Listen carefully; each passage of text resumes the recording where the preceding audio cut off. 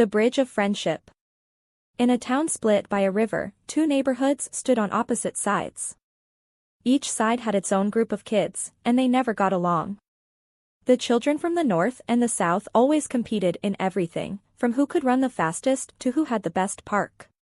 They never crossed the bridge to visit each other, and if they did, it usually meant trouble. Ben lived in the north, where the houses were older and the streets busier. He loved solving puzzles and was always curious about the things around him. Sarah lived in the south, where the streets were quieter and the houses newer.